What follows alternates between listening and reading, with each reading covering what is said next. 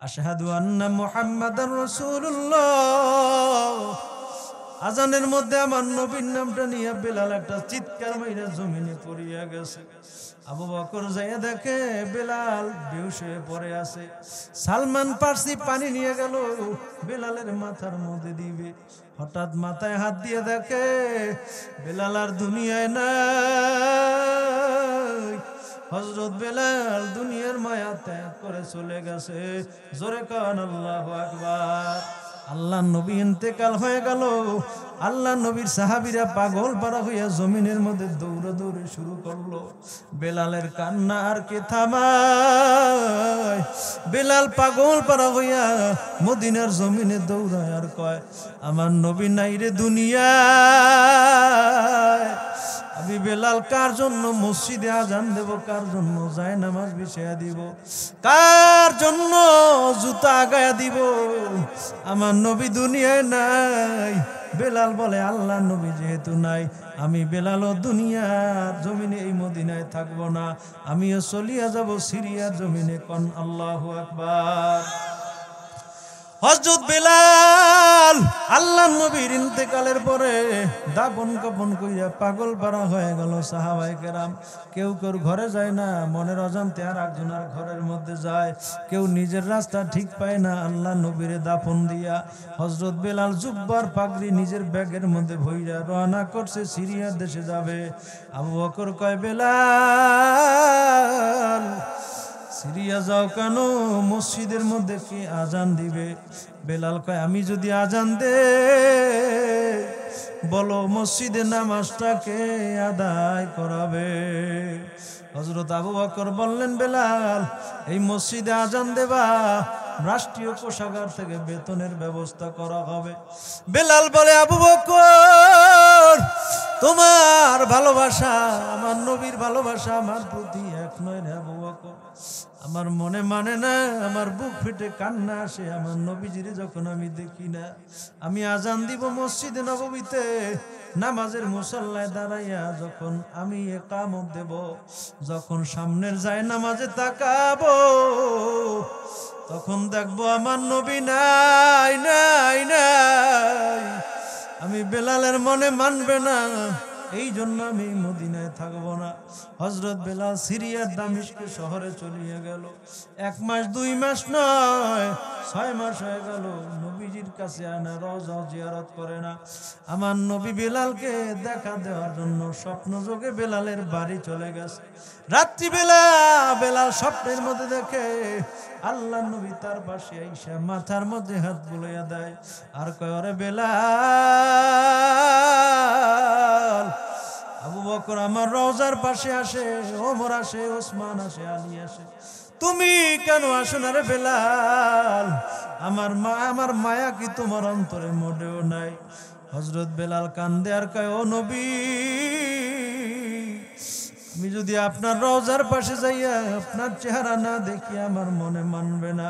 হুজুর ওই দেশে আপনি আছেন, আমার সাথে তো সরাসরি সাক্ষাৎ দিতে পারবেন না, এই জন্য আমি রওজা থেকে চলে আসলাম সিরিয়ার দামিশকে। হযরত বেলাল কয়, আজকে আমি যাব আমার নবীর রওজা জিয়ারত করার জন্য। বেলাল ঘুম থেকে উঠে দেখেন আল্লাহ নবীর শরীরের ঘ্রাণ বেলালের রুমের মধ্যে আসতে আছে। হযরত বেলাল পায়ে হেঁটে রওনা করলেন, আল্লাহ নবীর রওজার পাশে গেলেন।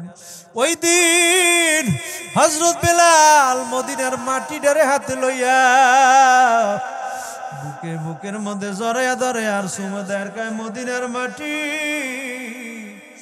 এই মাটিতে আমার নবী আর হাঁটবে না, আমি আর নবীর চেহারা দেখতে পারবো না প্র্যাকটিক্যালে। ওই দিন আবু বকর গেলেন নবীর রওজা জিয়ারত করার জন্য। যাই দেখে বেলাল কান্দে, চোখের জলে বুক ভাসাইতেছে।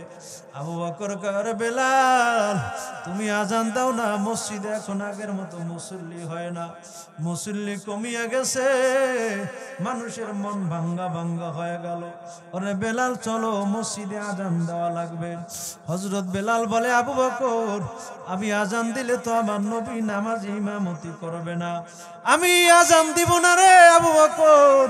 আবু বকর কয়, তুমি আজান দিবা না, কিভাবে আজান দেওয়ার লাগে আমি ভালো করে যাব। আবু বকর গিয়ে রসুলের দুইজন নাতিরে নিয়ে আসছে। আল্লাহ নবীর দুইজন নাতি বেলালের সামনে আইসা বেলালের চেহারার দিকে যখন তাকায়, তখন তার নানা ভাইয়ের কথা মনে পড়িয়া যায়। একটা ডাক দিয়া বলে, ও নানার মসজিদ, তুমিও আজান দাও না। আমার নানা ভাই নামাজও পড়ায় না, একটা বার পারবা আজান দিতে, তাইলে মনে হয় আমার নানা ভাই মসজিদে নামাজ আদায় করাবে।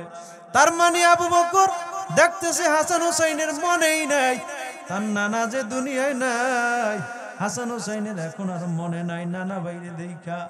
বেলাল ডাক দিয়া বলে, হাসান হোসাইন, আল্লাহর কসম তোমাদের চেহারার দিকে যখন তাকাই মনে হয় যেন আমি নবীর চেহারা দেখতে পাই। জোরে কোন আল্লাহু আকবার।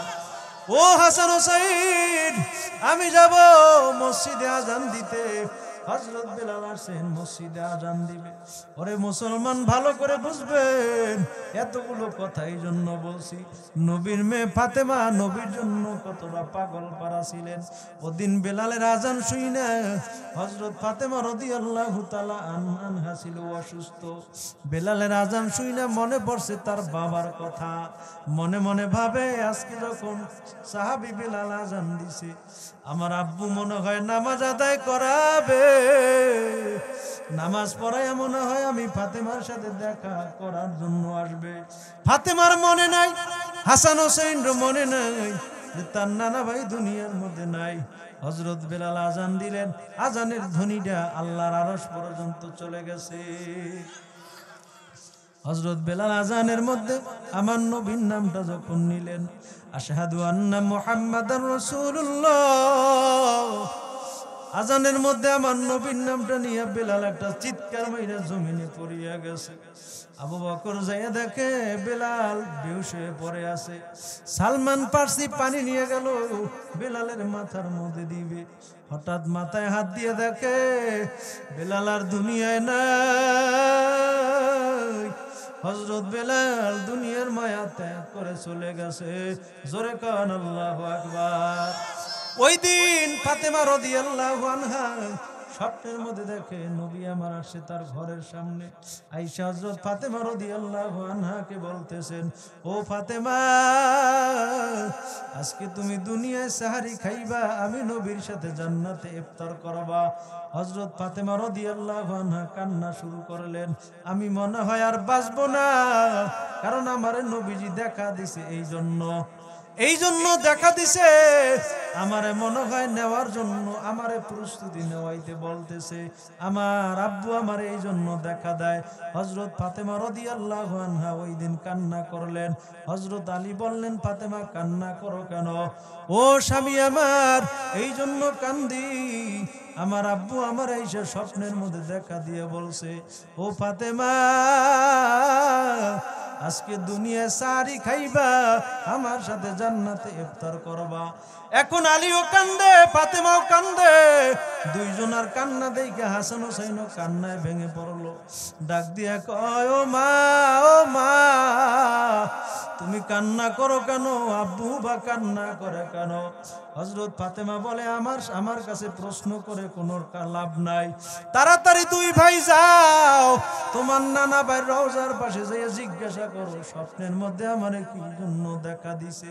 হাসান হোসেন দুই ভাই দুইজনের হাত ধইরা রাসূলের রওজার পাশে যাইয়া কান্দে আর কও, নানা ভাই, আমার মায়েরে কি স্বপ্ন দেখাইলা? আমার মা কান্দে, কান্না থামাইতে পারে না। হঠাৎ রাসূলের রওজা থেকে একটা আওয়াজ আসছে, ওরে হাসান হোসেন, তাড়াতাড়ি ঘরে যাও, তোমার মায়ের চেহারা শেষ দেখা নাও। তোমার মা আর বাঁচবে না।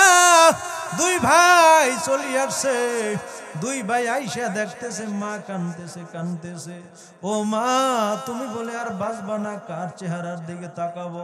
ক্ষুধা লাগলে কার কাছে খাওয়ান চাবো? মা আমার নানা ভাই বলছে তুমি নাকি আর বাঁচবা না। হযরত ফাতেমা ইন্তেকালের আগে আগে ওসিয়াত করে যায়, আলী আমারে বেশি মানুষ দিয়ে জানাজা পড়াবা না, রাত্রিবেলা কবর দিবা। জোরে কোন সুবহানাল্লাহ। ওই রাত্রে ফাতেমা ইন্তেকালের পর আল্লাহর নবীর নাতি হাসান হোসেন এবং ফাতেমা তিনজনে হাটিয়া দইরা নিয়ে গেল কবরস্থানে, কবর কইরা মাটি দিবে। কিতাবের মধ্যে আসছে একটা লাশ ধরার জন্য 4 জন লোক লাগে, লোক আছে 3 জন, এখনো একজন শর্ট।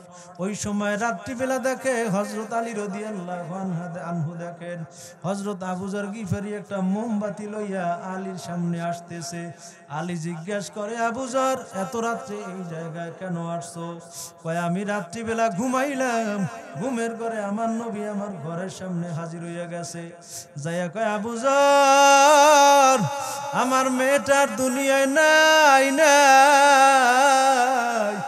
আমার মেয়েটারে দাফন দেওয়ার মতো খাটিয়া ধরার 3 জন লোক আছে, আর একজন নাই। ওরে আবু যর তুমি যাও, আমার মেয়েটারে দাফন করার জন্য একটু তুমি সহযোগিতা করো। আলী মনে করছো আমি এমনি আসছি, না আমার নবী আমার ঘরের সামনে যে আমারে নিয়ে আসছে। কন্যা আল্লাহু আকবার। এ মুসলমান, আল্লাহ নবী হাতের থাপ্পড় খাইয়া গেলেন ফাতেমা রাদিয়াল্লাহু আনহার সাথে সাক্ষাৎ করার জন্য। মনে আছে? শেষ করে দিচ্ছি বাজান। এখন নবীর মনে মনে ধারণা, আমার মেয়ে যদি দেখে আমার গালের মধ্যে দাগ পড়ে আছে, আমার মেয়েটার মনে মানবে না। আমি কি করব? আমি রুমাল দিয়ে আমার গালটারে ঢাইকা আমি আমার মেয়ে ফাতেমা রাদিয়াল্লাহু আনহার সাথে সাক্ষাৎ করব। আল্লাহ নবী নিজের রুমাল দিয়ে গালটা ঢাইকা ফাতেমার বাড়ির সামনে যেয়ে ডাক দেয়, ও ফাতেমা দরজা খুলে দাও, আমি তোমার চেহারা দেখব। ফাতেমা রাদিয়াল্লাহু আনহা বলেন, আব্বু আপনি যে আপনার ঘরে আসবেন, আমার মাথার একটা মাত্র চাদর ছিল, ওই চাদরটা হাসান হোসেন খাওয়ানোর জন্য, খাবারের জন্য আজকে আমার জামাই আলীর কাছে বাজারে বিক্রি করতে দিছি। এখন আমার মাথায় কোনো চাদর নাই, আমি এই অবস্থায় আপনার সামনে আসতে পারবো না।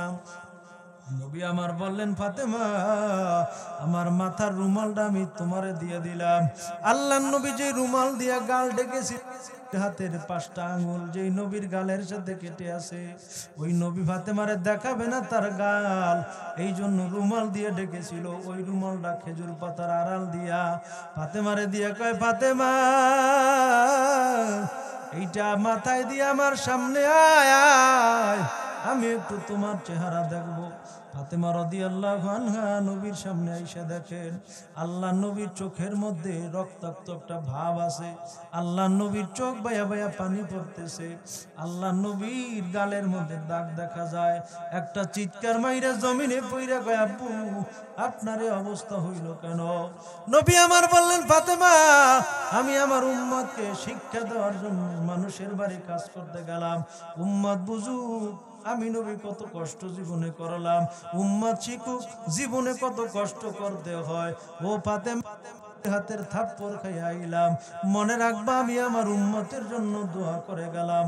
আল্লাহুম্মা আহিনি মিসকিন ওয়া তুওয়াফানি মিসকিন ওয়া তুজুমরাতুল মাসাকিন। আল্লাহর নবী এই গালের মধ্যে দাগ আছে। হে মুসলমান, আল্লাহর নবী আর ফাতেমা রাদিয়াল্লাহু আনহা কান্না শুরু করলেন। হাসান হোসেন ঘুম থেকে আইসা এখন মেয়ের ব্যাপারে নালিশ দেয়, ও নানা ভাই তোমার মেয়েটা ভালো না। কয় কেন? কয় খাবার দেয় না। ও নানা ভাই তোমার মেয়ে ভালো না। কয় কেন? আগের মতো এখন আর আমাদের দিকে তাকায় না, 7 দিন 10 দিন পর্যন্ত চুলার মধ্যে আগুন জ্বালায় না। নবী আমার বললেন, আন্নাজরু ইলাই, আমার চেহারার দিকে তাকায় দেখো কত কষ্ট জীবনে করলাম। আমার পেটের দিকে তাকায় দেখো 7টা পাথর পেটের মধ্যে বাঁধলাম। এরপর তোমার মায়ের বিরুদ্ধে নালিশ দাও। তোমার মা হলো পৃথিবীর মধ্যে সর্বশ্রেষ্ঠ মা। এ হাসান হোসেন মনে রাখবা, এই কষ্ট আমরা করিয়া গেলাম, আমার উম্মত এত কষ্ট করবে না, উম্মতকে আল্লাহ সম্পদশালী বানায় দিবে। আমি নবী জীবনে 3 বেলা খানা পেট ভরে খাই নাই, আমি নবী ক্ষুধার তাড়নায় 7টা পাথর পেটে বাঁধলাম, আমি নবী গালের মধ্যে থাপ্পড় খাইলাম। আমার নবীজিরে আঘাত করছে, আল্লাহ ওর এমন লানত দিয়ে দিছে, ওর হাতের মধ্যে যন্ত্রণা শুরু হয়ে গেছে। কিতাবে আসছে ওর হাতটা কাইটে আমার নবীর সামনে আসছে কালেমা পড়ার জন্য। জোরে বলেন আল্লাহু আকবার। আমার নবীর সামনে আসছে, আমার নবী এখন কি ফিরিয়ে দিবে তারে? ওয়া ইন্নাকা লাআলা খুলুকিন আযীম। আমার নবী আসছো, আসছি কালেমা পড়ার জন্য, মনে করছি তুমি একজন মহামানব, তোমার গালে আমার আঘাত করা ঠিক হয় নাই। আল্লাহ নবী ওই ডাকছে, কাটা হাত আমার হাতের মধ্যে দাও। আল্লাহ নবী কালেমা পড়াইলেন, আল্লাহ নবীর মুখের লালা হাতের মধ্যে লাগায় দিলেন। আল্লাহ নবীর লালার মধ্যে এমন বরকত, সাথে সাথে হাত আল্লাহ জোড়া লাগায় দিছেন। এ মুসলমান, ওই আল্লাহ আছে না নাই? জোরে বলেন আছে না নাই? ওই আল্লাহ যদি থাকে রে বাজার, মনে মনে নিয়ত করে থাকেন, আমার মধ্যে আমার রসুলের ভালোবাসা আছে। বর্তমান জমানায় দেখা যায় আল্লাহ নবীর নিয়ে অনেকে ব্যঙ্গোক্তি করে, অনেকে মাঝে মাঝে আমার নবীর বিরুদ্ধে কথা বলে।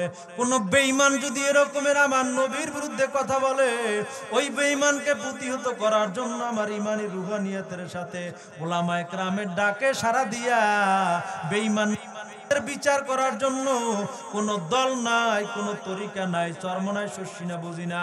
আমরা এক নবীর উম্মত, আমাদের দল ভিন্ন হতে পারে, আমাদের মতামত ভিন্ন হতে পারে। আমার বাবার বিরুদ্ধে কথা বললে আমি চুপ থাকতে পারবো, আমার দলের বিরুদ্ধে কথা বললে আমি মেনে নিতে পারবো। আমার রসুলের বিরুদ্ধে যদি কেউ কথা বলে, তাকে এক দলে আইসা স্লোগান দেওয়ার জন্য কারা কারা রাজি?